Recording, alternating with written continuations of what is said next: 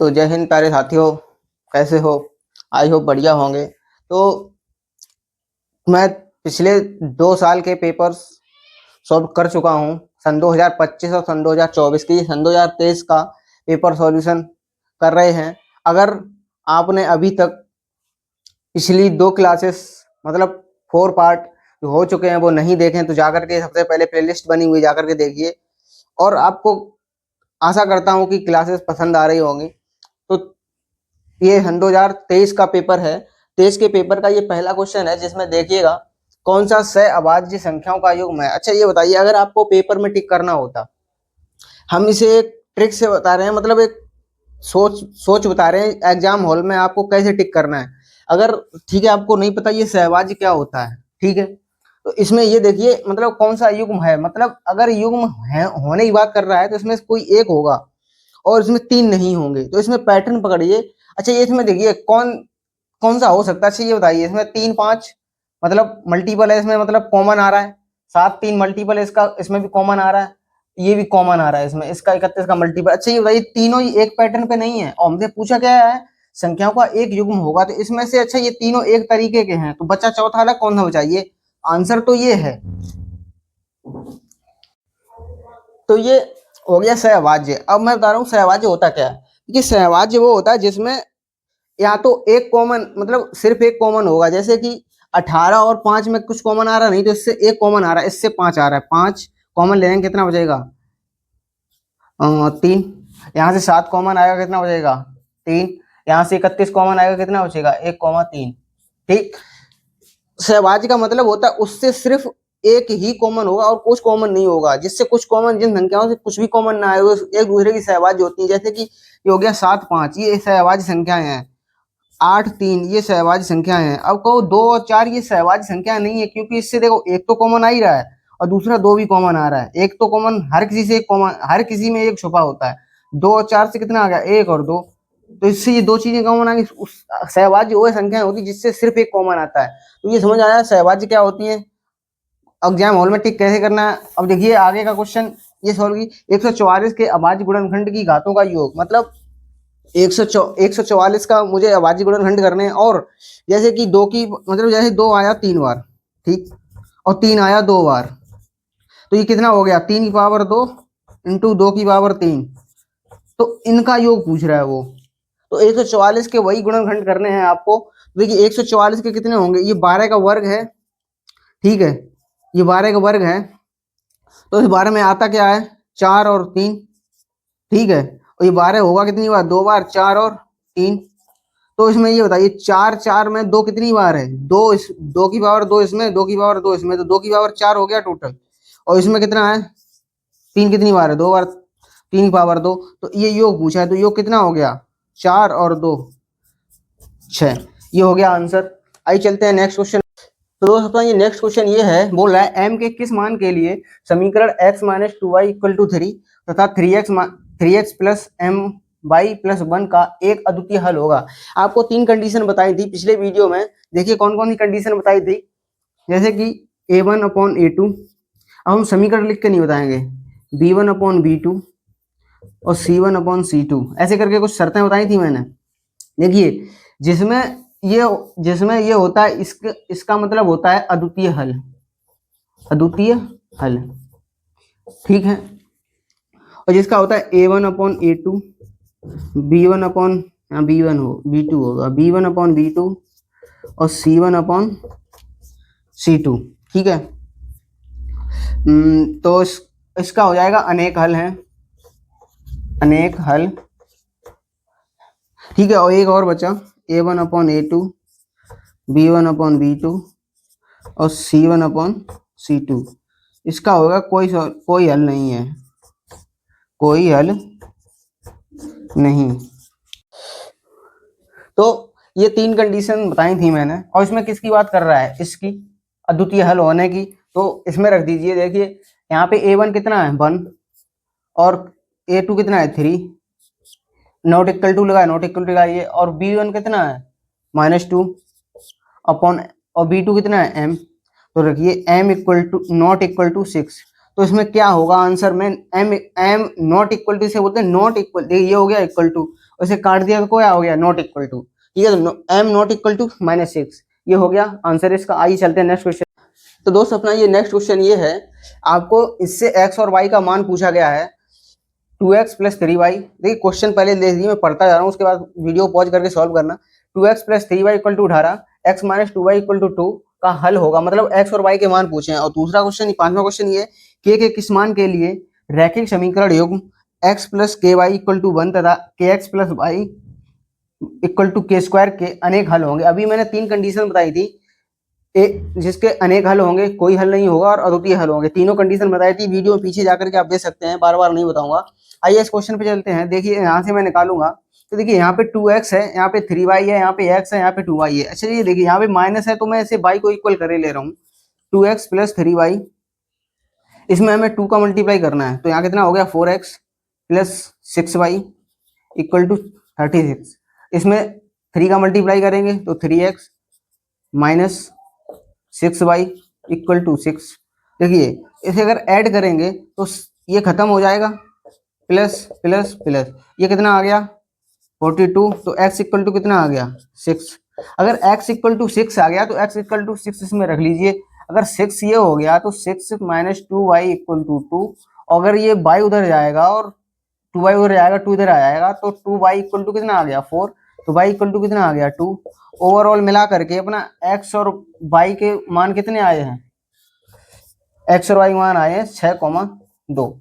ये तो अपना इसका हल हो गया। आइए नेक्स्ट क्वेश्चन ये है, के किस मान के लिए रैखिक समीकरण युग्म kx मतलब x + ky = 1 तथा kx + y = k² के अनेक हल होंगे। अनेक हल की कंडीशन क्या थी, सारे इक्वल होंगे, और सारे इक्वल होंगे तो उसमें कंडीशन क्या, मतलब वही कंडीशन लगा दीजिए। देखिए x अपॉन मतलब x का कोफिशिएंट कितना है 1 और यहाँ x का कोफिशिएंट कितना है k, तो 1/k = 3 होते हैं, 2 बराबर 2 से हल कर लीजिए। यहाँ पे देखिए के वाई कोफिशिएंट, y कोफिशिएंट के, यहाँ पे y का कोफिशिएंट कितना है 1, तो यहाँ पे देखिए y/1। अब इसे सॉल्व करिए, कितना पूछा गया, के अनेक हल होंगे, यहाँ पे y का कोफिशिएंट k है, ठीक है। तो k² बराबर कितना आ गया, k² बराबर आ गया 1। अगर k का मान निकालेंगे तो k = क्या आएगा +-1, क्योंकि हम इसमें कि प्लस माइनस का इसलिए आएगा, अगर हम रूट लेंगे तो वो प्लस में भी आ सकता है और माइनस में भी आ सकता है, ठीक है। तो ये तो हो गया अपना सॉल्यूशन। आइए चलते हैं नेक्स्ट क्वेश्चन। दोस्त ये अपना क्वेश्चन है 1/x² - 2 = 1/7। तो x का मान याद कीजिए। देखिए इसका x का मान याद करने के लिए हम क्रॉस मल्टीप्लाई करेंगे, तो 7 ऐसे क्रॉस मल्टीप्लाई करेंगे तो 7 = x² - 2, तो x² कितना आ गया, x² = कितना आ गया 9। और ये अच्छा ये 9 कितने का वर्ग है 3 का, तो x = +-3, ठीक है। तो आगे है व्यास AB। अच्छा देखिए कोई वृत्त है, उसके व्यास की बात कर रहा है, व्यास मान लीजिए ये A और B, व्यास AB का एक वृत्त के केंद्र इतना है, वृत्त का केंद्र इतना है। अच्छा वृत्त का केंद्र है ये 2, -3, ये वृत्त का केंद्र हो गया, तथा B के निर्देशांक कितने, अच्छा B के निर्देशांक कितने हो गए 1,4, तो A के निर्देशांक होंगे। अच्छा इसके निर्देशांक पूछे x1, y1, इसके निर्देशांक पूछे हैं। अगर इसके निर्देशांक पूछे हैं और बीच के दिए गए हैं तो क्या करेंगे, तो इसके निर्देशांक निकालने के लिए हम क्या करेंगे, x1 + x2, x1 + x2 कितना है 1/2, और इसके इक्वल टू ये है मतलब ये किसका आया x का, मतलब x के कितने का 2, तो 2 दूनी 4, x1 + x1 = टोटल कितना आ गया 4 और एक माइनस होगा तो 3 आ गया, टोटल 3, ठीक है। और अब y का निकालेंगे तो कितना हो गया, ये और ये ऐड होगा, और इस y के निर्देशांक y का निकालने के लिए क्या करेंगे हम, तो देखिए y1 + y2 कितना हो गया 4/2, और इसका मुझे कितना दे रखा है -3, तो कितना हो गया -6 = y1 + 4। अच्छा ये कितना हो गया टोटल, y1 बराबर कितना आ गया -10, तो इसके निर्देशांक कितने हो गए 3, -10, ये तो इसके निर्देशांक आ गए। तो भाई अपने पेपर का नेक्स्ट क्वेश्चन ये है 8वां, 3x² - 12x + k = 0 के मूल बराबर हों तो k का मान याद कीजिए। देखिए के का मान कैसे कि मूल बराबर बोल दिया गया है, यहाँ पे बोल दिया गया है मूल बराबर हैं, तो हमें के का मान कैसे पता चलेगा? हमने आपको एक मूल बराबर है कि एक कंडीशन बताई थी, कंडीशन ये थी B square equal to 4ac, ये है मूल बराबर होने की कंडीशन। तो इसमें रख दीजिए बी कितना है अपना 12, तो 12 का वर्ग 144, 4 ए कितना है 3, और सी देखिए ए यहाँ पे ये होता है एक्स का जो कोफिशिएंट होता है, अगर एक्स का कोफिशिएंट कुछ नहीं होता 1 हो जाता। ऐसे यहाँ पे सी कितना है के, तो ये 4 3 मल्टीप्लाई करने के 12, 12 से 12 जाएगा तो मतलब कितना हो जाएगा 12, के बराबर कितना आ गया 12, तो के का मान यहाँ पे कितना हो गया 12। अब देखिए नेक्स्ट क्वेश्चन ये बोल रहा है दो आकृतियाँ जिनके आकार समान हों परंतु आयाम आवश्यक रूप से समान ना हो तो कहलाती हैं। देखिए आकृति ऐसी ऐसी आकृति जिसके मतलब आकार समान हो, मतलब जिसके आयाम, जैसे कि ये मार्कर है, इस ऐसा ही एक दूसरा मार्कर हो लेकिन वो हाइट में बड़ा हो, लेकिन ये है क्या मार्कर, तो ऐसे ही दो आकृतियाँ जिनके आकार समान हो परंतु आयाम समान ना हो। आयाम मतलब होता है लंबाई चौड़ाई ऊंचाई, ये चीज़, तो वह आकृति क्या कहलाती है? तो वह आकृति कहलाती है समरूप आकृति। तो इसका आंसर क्या हो जाएगा? समरूप, समरूप, ठीक है, समरूप आकृति, इसका आंसर हो जाएगा समरूप आकृति। समरूप आकृतियाँ, एक समरूपता का नियम आपने पढ़ा होगा, तो वही समरूपता यहीं से निकल के आती है। समरूपता जैसे कि ये त्रिभुज है, अच्छा ये त्रिभुज है, ये त्रिभुज है एक ये वाला, अच्छा ये बताइए ये दोनों समान हैं? हाँ, मतलब वैसे आयाम में समान है नहीं है भाई, इसकी भुजाएं कुछ हैं और इसकी कुछ हैं, ठीक है, इसकी कुछ है इसकी कुछ है, लेकिन ये हैं कैसे? आकृति तो समान है ना इनकी, तो वही बोल रहे हैं कि आकृतियाँ आकार में समान हो, तो इसकी आकृतियाँ तो समान है लेकिन इनकी आयाम समान नहीं है, तो ये कैसे समरूप? इनका मतलब इसका रूप समान है, तो वही होगी समरूप आकृतियाँ, ठीक है। अब चलते हैं नेक्स्ट क्वेश्चन। तो भाई अपना ये नेक्स्ट क्वेश्चन ये है, उस क्वेश्चन सॉल्व कराने से पहले अगर आप कंटिन्यू हमारे साथ जुड़े हुए हैं तो सीरीज को पूरा देखना, कंटिन्यू जब जब वीडियो आए तब तब देखना, और अपने दोस्तों में शेयर करना ना भूलना, शेयर जरूर करना। चलिए आइए चलते हैं इस क्वेश्चन पे। यदि दो समरूप त्रिभुज की संगत भुजाएं इस अनुपात में हैं, तो अनुपात में हो तो उनके क्षेत्रफलों का अनुपात ज्ञात कीजिए। देखिए त्रिभुज की क्या दे रखी है भुजाएं, एक कंडीशन होती है जो बताई जाती है आपको, अगर 10th क्लास में आपने मैथ पढ़ा होगा तो बताया गया होगा, ऑब्वियसली पढ़ा होगा तभी आप यहाँ पे क्लास देख रहे हैं। तो देखिए मतलब किसमें, हाँ एक कंडीशन बता देगी त्रिभुज का क्षेत्रफल देगी, हम त्रिभुज के एरिया को इससे साइन से दर्शा रहे हैं, एरिया 1 और एरिया 2, ठीक है, मतलब पहले त्रिभुज का क्षेत्रफल और दूसरे त्रिभुज का क्षेत्रफल, तो इनकी भुजाएं S1 और S2 मतलब side equal to H1 upon H2 मतलब height equal to perimeter. Perimeter क्या होता है? मतलब परिमाप। परिमाप मतलब होता है जितनी भी भुजाएं हो, चाहे आयत हो, वर्ग हो, त्रिभुज हो, कोई भी हो, उनका परिमाप होता है सारी भुजाओं का योग, ठीक है। तो उनकी भुजाओं का योग P1 अपॉन P2 ये किसके बराबर होता है? त्रिभुज के वर्ग के बराबर होता है। अगर ये भुजाएं अगर मान लो मुझे भुजा दे रखी हो और मुझे अगर त्रिभुज का एरिया पूछा गया तो मैं भुजा का वर्ग कर देंगे, तो भाई यहाँ पे क्या दे रहा, अब आपसे नेक्स्ट क्वेश्चन पेपर में आपसे इनमें से कुछ भी पूछ सकता है, इनमें से एक चीज दी जाएगी, और मान लीजिए हमने पेरीमीटर दे दिया तो एरिया पूछ लेंगे, हाइट दे दिया एरिया पूछ लेंगे, साइड दे दिया एरिया पूछ लेंगे, और एरिया दे दिया साइड पूछ लेंगे, एरिया दे दिया हाइट पूछ लेंगे, एरिया दे दिया तो पेरीमीटर पूछ लेंगे।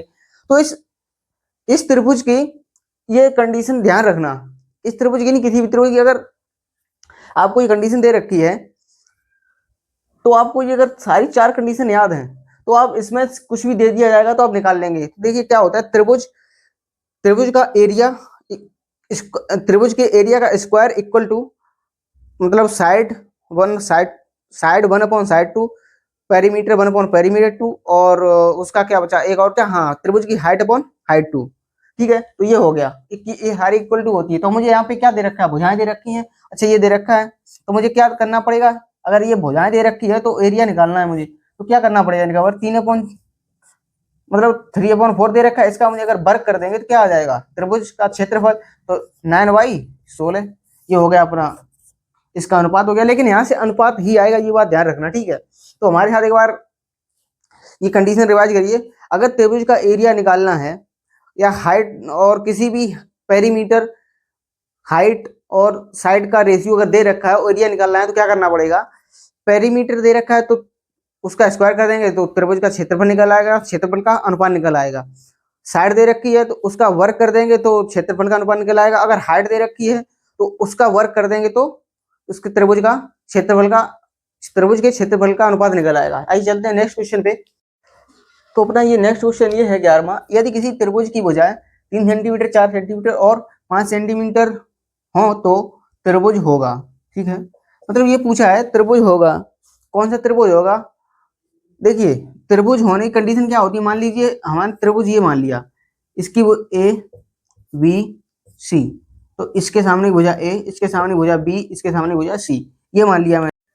ठीक है, ये मान लिया और ये इसकी भुजाएं हो गई, तो ये भुजाएं दे रखी है ये। अच्छा देखिए, अगर इसमें से बड़ी भुजा के अधिक ए बी और सी, ठीक है, अगर इसमें दो छोटी भुजाओं के वर्गों का योग ए स्क्वायर प्लस बी स्क्वायर बराबर हो जाए सी स्क्वायर, ठीक है, तो ये कंडीशन किसकी हो गई, समकोण त्रिभुज।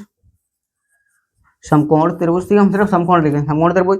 और अगर A square plus B square greater than C square हो गया तो कौन सा हो गया, ये अधिक कोण त्रिभुज, अधिक कोण, अधिक कोण, ठीक है। और अगर A square plus B square less than C square हो गया तो कितना क्या हो जाएगा, न्यून कोण, न्यून कोण। और जरूरी नहीं है आप यही साइडें लेंगे ए प्लस बी, आप ए सी ले सकते हैं, बी सी ले सकते हैं, इसमें से आप किसी भी दो साइड का वर्ग करोगे तो मतलब एक तीसरी साइड के वर्ग के बराबर होना चाहिए। तो ये 3 कंडीशन हो गई है, ठीक है, तो ये आपको याद करना है। तो ये तीनों कंडीशन बताई हैं, मतलब समकोण त्रिभुज के समकोण त्रिभुज होने की शर्त क्या है, दो भुजाओं के वर्गों का योग तीसरी भुजा के वर्ग के बराबर होगा, ये हो गया समकोण त्रिभुज।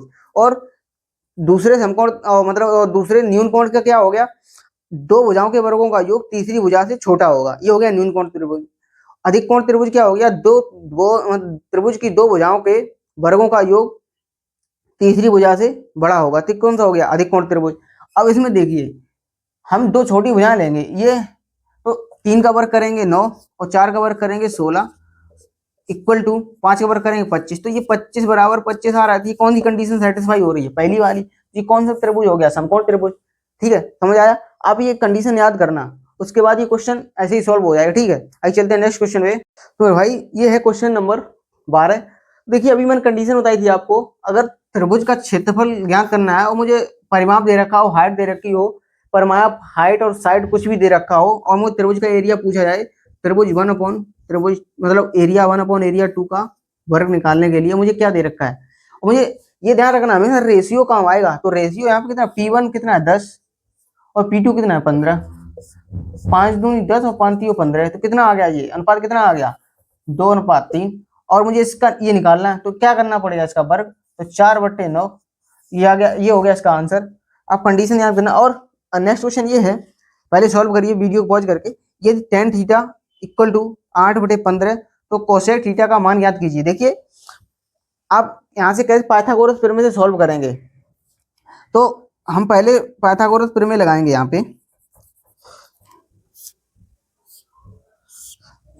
थीटा हम मान रहे हैं ये वाला, ठीक है, थीटा ये मानने की ये आधार हो गया, ये लंब हो गया। अगर थीटा यहाँ मानेंगे तो ये आधार होगा, ये मतलब ये आधार होगा, ये लंब होगा। ठीक है, समझ आया हम क्या बताएं, थीटा अगर यहाँ पे माना है तो आधार ये होगा, थीटा जहां मानेंगे वहां आधार होगा, थीटा यहाँ माना तो आधार यहाँ होगा, थीटा यहाँ मानते तो आधार यहाँ होता।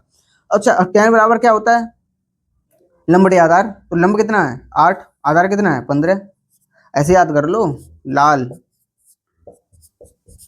ठीक है, साइन कॉस tan लंब बटे आधार, लंब बटे आधार। अच्छा और इसका वर्ग इक्वल टू इसका वर्ग प्लस इसका वर्ग इक्वल टू इसका वर्ग, यही होता है भाई आधार स्क्वायर, आधार स्क्वायर प्लस लंब स्क्वायर इक्वल टू कर्ड स्क्वायर, यही होता है। अब मुझे कर्ड ही निकालना है, ये वाला सबसे बड़ी भुजा। तो देखिए आधार कितना है, आधार कितना है 15, 15 का वर्ग 225 और ये 64, तो कितना हो गया 9 8 2, ये कितने का वर्ग हो गया 17 का, 17 का हो गया। हमसे पूछा क्या है, कोसेक थीटा। अच्छा कोसेक थीटा क्या होता है, साइन कोस टेन कोड सेक कोसेक, मतलब कर्ड बटे लंब। अच्छा कर्ड कितना है 17, लंब कितना है 8, तो ये होता है 17/8, तो इसका आंसर कितना हो गया 17/8। ठीक है। अगर ये चीज आपको समझ नहीं आ रही है तो जाकर के प्लेलिस्ट में सबसे पहली वीडियो जाकर के देखिए, हमने यही बताया है। अगर आपको यहाँ ये चीज समझ नहीं आती है, ठीक है। आइए चलते हैं नेक्स्ट क्वेश्चन पे। देखिए भाई, अपना 14वां क्वेश्चन ये है, 2 cos 3 थीटा इक्वल टू 1, तो थीटा का मान होगा। हम आपसे बार बार यही बोल रहे हैं, ये ट्रिग्नोमेट्री टेबल से हर पेपर में लगभग 3 क्वेश्चन आते हैं, 2 से 3 क्वेश्चन। तो इसमें टाइम वेस्ट क्यों करना, आप ऐसे क्वेश्चन में टाइम वेस्ट करना और आते हैं उसमें वेस्ट करना, ठीक है। तो जाकर के आप अगर ये नहीं निकाल पाते हैं देखते ही, तो एक बार कहना मानिए और जाकर के प्लेलिस्ट की पहली वीडियो, पहली आई थिंक दूसरी होगी जिसमें हमने ट्रिग्नोमेट्री टेबल के बारे में बताया, दिख जाएगा आपको। ट्रिग्नोमेट्री टेबल की वीडियो जाकर के देखना, वहां उसको देखने के बाद आप ये चुटकियों में सॉल्व करोगे, ये मेरा वादा है आपसे। तो जाकर के वो क्लास जरूर देखना। आइए ये हम बताते हैं कैसे सॉल्व होगा। 2 cos 3 थीटा इक्वल टू 1 है, तो थीटा का मान क्या होगा। देखिए, अगर cos 3 थीटा इक्वल टू, ये 2 इधर है तो इधर आएगा, इधर अगर गुणा में है इधर आएगा, भाग में जाएगा, ठीक है। अच्छा ये बताइए, cos में 1/2 का मान आता है। आप ट्रिग्नोमेट्री टेबल अगर आपको याद होगी तभी आप बता सकते हैं, और उसके लिए आपको मेरी वीडियो जाकर देखनी पड़ेगी। तो उसके लिए देखिए क्या करना पड़ेगा, वीडियो देखनी पड़ेगी, ठीक है। तो ये 1/2 कब आता है, ये 1/2 जब आता है जब थीटा इक्वल टू 60 डिग्री हो, थीटा इक्वल टू 60 डिग्री, ठीक है। अगर अच्छा ये बताइए, मुझे थीटा 60 लाना है, मतलब ये थीटा बराबर 60 लाना है, मतलब यहाँ पे आना चाहिए 60। अच्छा जी, तो ये 60 किसकी वैल्यू है, 3 थीटा की, तो थीटा की वैल्यू कितनी होगी, 20। बस यही आंसर हो गया। और ये क्वेश्चन क्या बोल रहा है, अगला 15वां, 2 वृत्तों की परिधियों में इतने का अनुपात है, तो उनके क्षेत्रफलों का अनुपात ज्ञात कीजिए। करिए भाई जी, इसके क्षेत्रफल का अनुपात ज्ञात कर सकते हैं, अगर नहीं कर सकते हैं भाई हम बताते हैं, पहले वीडियो को पॉज करके सॉल्व करना, ठीक है। आइए हम बताते हैं, 2 वृत्तों की परिधियों में इतने का अनुपात है। अच्छा ये बताइए, और उनके क्षेत्रफल को, अच्छा परिधि क्या होती है, वृत्त की परिधि। अच्छा वृत्त ये है, वृत्त परिधि क्या होती है, परिधि होती है 2πr, ठीक है। अच्छा वृत्त की परिधि 2πr, मतलब r1 पहला वृत्त, 2πr2 दूसरा वृत्त, ठीक है। इनका अनुपात मुझे, अच्छा ये बता, 2π से 2π खत्म हो गया, और इनका अनुपात मुझे देख कितना रखा था, 2/3। तो r1/r2 कितना आ गया, 2/3। यहाँ से खत्म कर दो, हटो खल्लास, टाटा बाय बाय, ठीक है। r1/r2 कितना आ गया, 2/3। अब मुझे क्या निकालना है, उनके क्षेत्रफलों का अनुपात। अच्छा सॉरी, त्रिभुज नहीं, वृत्त, वृत्त का क्षेत्रफल क्या होता है, πr², πr² 1, πr² 2, ठीक है। पहले वृत्त का क्षेत्रफल अपन दूसरे वृत्त का क्षेत्रफल, यह है यहाँ r1 r2। अच्छा ये बताइए, पाई से यहाँ से पाई खत्म हो जाएगा। अब ये बताइए, यहाँ से यहाँ पहुंचने में मैंने क्या किया, बस इनका वर्ग ही तो किया है, इसका चुपचाप उठा के वर्ग कर दीजिए, तो 9/4 मैंने इसका ही वर्ग कर दिया, बस यही आंसर हो गया। आपको कभी भी परिधि दी जाए, व्यास दी जाए, परिधि या व्यास कुछ भी अगर आपको दिया जाता है, तो अगर उनका अनुपात दिया जाता है, तो वही व्यास का अनुपात होगा, वही परिधि का अनुपात होगा, वही त्रिज्या का अनुपात होगा। और अगर मुझे निकालना है क्षेत्रफल, क्षेत्रफलों का अनुपात निकालना है, तो क्या करना है, जो अनुपात दिया गया हो उसका डायरेक्ट क्या कर देना, वर्ग कर देना, सीधा आपका आंसर आएगा, ठीक है। आइए चलते हैं नेक्स्ट क्वेश्चन। तो भाई अपना ये क्वेश्चन है 16, पहले पढ़िए, हम हट जा रहे हैं, पहले आप देखिए, स्क्रीनशॉट लीजिए, सॉल्व कीजिए। एक समान त्रिज्या r के 2 अर्धगोलों को उनके आधारों से जोड़ दिया जाता है, तो इस नए बने ठोस का वक्र पृष्ठीय क्षेत्रफल ज्ञात कीजिए। अच्छा ये बताइए, इसमें 2 अर्धगोलों को जोड़ रहा है और समान अर्धगोलों को जोड़ रहा है जिनकी उनकी त्रिज्या समान है। अगर 2 अर्धगोले हैं, वो जिनकी त्रिज्या समान है, मतलब वो गोले दोनों समान है, उनको अगर जोड़ देंगे तो पूरा गोला नहीं बन जाएगा। अब भाई अगर ये मान लीजिए ये दोनों चीज समान है, अगर इन दोनों चीजों को ऐड कर दिया जाए तो ये पूरी चीज नहीं बन जाएगी, बन जाएगी ना। तो वही ये बोल रहा है, 2 अर्धगोले हैं और समान है, मतलब एक ही गोले को काट करके 2 गोले कर दिए गए, और उनको अगर हम वापस से ऐड करेंगे तो क्या होगा, एक पूरा गोला बन जाएगा। अच्छा देखिए ऐसा था, ये एक अर्धगोला था, पहले ये था, देखो पहले ये पूरा गोला था, हमने इससे 20 से फाड़ दिया, ठीक है। तो ये कितना हो गया, एक ये गोला हो गया, ठीक है। भाई साइज में छोटा बड़ा हो सकता है, मतलब हो जाएगा, ठीक है। और एक ये अर्धगोला हो गया, तो ये दोनों को जोड़ेंगे तो ही तो बनेगा, चाहे आप इसका वक्र पृष्ठीय क्षेत्रफल निकाल लो या इसका निकाल लो, ठीक है। मतलब इन्हें दोनों जोड़ करके इसे रख दिया गया, तो इसका वक्र पृष्ठीय क्षेत्रफल होगा, तो इसका वक्र पृष्ठीय क्षेत्रफल कितना होगा, 4π आर स्क्वायर, ठीक है। तो इसका वक्र परिचय क्षेत्र कितना हो गया 4 पाई r स्क्वायर। ऐसे ही निंजा टेक्निक के लिए आप हमें फॉलो करिए और ऐसे ही सॉल्यूशंस के लिए हमारी आकर प्लेलिस्ट देखिए। आइए चलते हैं नेक्स्ट क्वेश्चन पे, तब तक के लिए भाई अपना क्वेश्चन 17 और 18 ये रहा। ये बोल रहा है निम्नलिखित में से कौन सी केंद्रीय प्रवृत्ति की माप नहीं होगी, और 18 है 1 से 9 तक की प्राकृतिक संख्याओं का माध्य क्या होगा। देखिए केंद्रीय प्रवृत्ति कितने प्रकार, मतलब केंद्रीय प्रवृत्ति में कितनी मापें आती हैं, 3। कौन कौन सी, बहुलक 1, ठीक है। दूसरा आ गया माध्य, माध्य जिसे कि हम औसत बोलते हैं जिसे, ठीक है। और तीसरा हो गया बहुलक, माध्य और माध्यिका, माध्यिका, ठीक है। ये होगी, और उस ऑप्शन में जो चीज नहीं होगी आप वही टिक कर देंगे, ठीक है। आइए नेक्स्ट क्वेश्चन पे ये है 1 से 9 तक की प्राकृतिक संख्याओं का माध्य ज्ञात कीजिए। देखिए माध्य में क्या होता है, एवरेज औसत होता है। ये हर पेपर में, और मतलब हर पेपर में से 1-2 क्वेश्चन 100% आते हैं। आप और इसका मैंने एक फॉर्मूला और बताया था आपको पहले, बहुलक इक्वल टू 3 माध्यिका माइनस 2 माध्य, ठीक है। तो वो और याद कर लेना। हमने इससे रिलेटेड एक फॉर्मूला क्या होता है, बहुलक इक्वल टू 3 माध्यिका माइनस 2 माध्य, ये इसमें से तुम्हें 1-2 चीज दे दी जाएगी, तीसरी पूछी जाएगी, ठीक है। आइए इस क्वेश्चन पे चलते हैं। 1 से 9 तक की प्राकृतिक संख्याओं का माध्य क्या होगा, ठीक है। 1 से 9 तक की प्राकृतिक, अच्छा देखिए माध्य में निकालने के लिए, एवरेज निकालने के लिए क्या होता है, जितनी भी संख्या दे रखी है उन सारी संख्याओं को जोड़ लीजिए और जितनी संख्या है उससे भाग दे दीजिए। तो क्या करेंगे, 1 से 9 तक की संख्याओं को जोड़ लीजिए, 1 2 3 4 5 6 7 8 9, और कितनी संख्या है टोटल अपनी 9, इनसे भाग दे देंगे।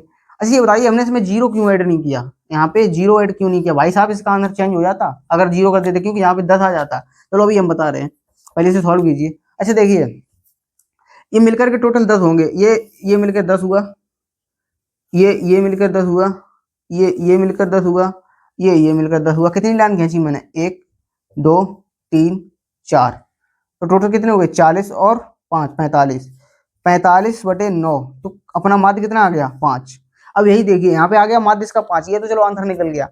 अच्छा ये बताइए हमने यहाँ पे जीरो ऐड क्यों नहीं किया, अगर जीरो ऐड करते तो फिर भी ये तो 45 ही रहता, 45, लेकिन यहाँ कितना आ जाता 10, तो आंसर अपना चेंज होता या नहीं होता, कितना आ जाता 10, सॉरी 5 4 दशमलव 5।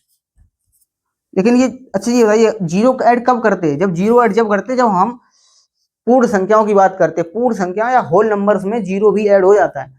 यहाँ पे सिर्फ प्राकृतिक संख्याओं की बात, प्राकृतिक संख्या 1 से शुरू होती हैं और होल नंबर से यानी पूर्ण संख्या किससे शुरू होती है, 0 से शुरू होती है। तो ये चीज ध्यान रखना, एग्जाम हॉल में क्या दे रहा है, यहाँ पे क्वेश्चन में क्या दे रहा है उस पर सबसे ज्यादा ध्यान देना, ठीक है। क्वेश्चन का सॉल्यूशन समझ आ रहा है ना, समझते रहिए, वीडियो को पॉज करके पहले सॉल्व किया कीजिए मेरे भाई, ठीक है, तभी आपको समझ आएगा। वरना अगर हम सॉल्व कर रहे हैं आप सिर्फ देख रहे हैं तो उससे कुछ नहीं होने का, ठीक है, ना हमारा ना आपका।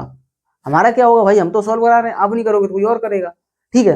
आइए चलते हैं नेक्स्ट क्वेश्चन पे। तो भाई ये क्वेश्चन है, यदि किसी बारंबारता का माध्य 15 है तथा माध्यिका 16 है तो बहुलक ज्ञात कीजिए। अभी मैंने आपको एक रिजल्ट बताया था जस्ट पिछले क्वेश्चन पे, हमने बताया था आपको इस पर भी मतलब हर एग्जाम में हर बार हर पेपर में आपको 1 से 2 क्वेश्चन मिलेंगे, तो आप ये रिजल्ट याद रखिएगा। अभी मैंने बताया था, आप चलिए पॉज करके कमेंट में लिख के बताइए क्या बता, ईमानदारी से बता रहा हूँ, ईमानदारी से बता दिया। चलिए हम बताते हैं आप, क्योंकि बहुलक इक्वल टू बताया था, बहुलक इक्वल टू 3 माध्यिका माइनस 2 माध्य, ठीक है, ये हो गया। अब देखिए हमने आपसे बोला था इसमें 2 चीजें दे रखी हैं, मतलब 2 चीजें दी जाएंगी तीसरी पूछी जाएगी। इसमें कौन कौन सी दे रखी, ये दे रखी, ये दे रखी, ये पूछा गया, बहुत आसान है। इसे मान रख दीजिए, बहुलक इक्वल टू कितना हो गया, बहुलक निकालेंगे कितना हो गया, बहुलक अच्छा 3, माध्यिका कितनी दे रखी अपनी 16 माइनस 2, और माध्य कितना दे रखा है 15, 48 माइनस 30 इक्वल टू 18, तो बहुलक कितना आ गया 18। भाई साहब ये रिजल्ट आपको चलते फिरते याद होना चाहिए, इतनी बार बता चुके हैं। अभी हम तीसरा पेपर ही सॉल्व करें सन 2023 का, और आपको कम से सन 2023 का चल रहा है भाई साहब, 13 बार तो हम बता चुके होंगे आपको, तो याद कर लीजिए, ये फायदा होगा आपको। देखिए भाई ये क्वेश्चन है अपना 20, प्रथम 10 प्राकृतिक संख्याओं की माध्यिका हो गई। अच्छा ये बताइए, अब आप इसमें पता क्या करें, कुछ लोग ये करेंगे भाई साहब 1 से 10 तक संख्या लिखेंगे और जोड़ के भाग दे देंगे। भाई साहब एग्जाम में इतना चूतिया होगा है। अभी इससे पहले वाला क्वेश्चन क्या था, 1 से 9 तक की संख्या लिखी थी और हमसे माध्य पूछ लिया गया था, और वही ये आप ये क्वेश्चन समझ रहे हो भाई साहब, इसमें माध्य और माध्यिका में अंतर होता है, माध्य और माध्यिका में, ठीक है। माध्य ये है और माध्यिका, माध्य दूसरा है और माध्यिका इतनी सी है, ठीक है, तो इसमें अंतर है। तो ध्यान दीजिए लिखा क्या है ना, आप बस सॉल्व करके चले जाए भाई साहब, ठीक है। हम बता दें कि माध्य क्या होता है, माध्य आप याद रखिए एवरेज, औसत, ठीक है, ये होता है औसत, मतलब सारी संख्याओं को ऐड करना है, तो जो संख्याएं हैं नंबर ऑफ, मतलब नंबर से भाग दे देना। और माध्यिका क्या होती है, माध्यिका होती है जैसे इधर से, मतलब ये खड़े हैं, माध्यिका क्या होती है, हमारे राइट हैंड पे कितने लोग हैं और लेफ्ट हैंड पे कितने लोग हैं। अगर लेफ्ट मान लीजिए राइट हैंड पे हमारे 4 लोग हैं और लेफ्ट हैंड पे भी 4 लोग हैं, तो माध्यिका क्या होगी, हम हो गए। माध्यिका क्या होगी, ये हम माध्यिका, हम मतलब बीच में खड़े हैं। माध्यिका का मतलब होता है बीच में खड़े होना, मतलब बीच में, मतलब उसके दोनों तरफ बराबर बराबर बांट देना, ठीक है।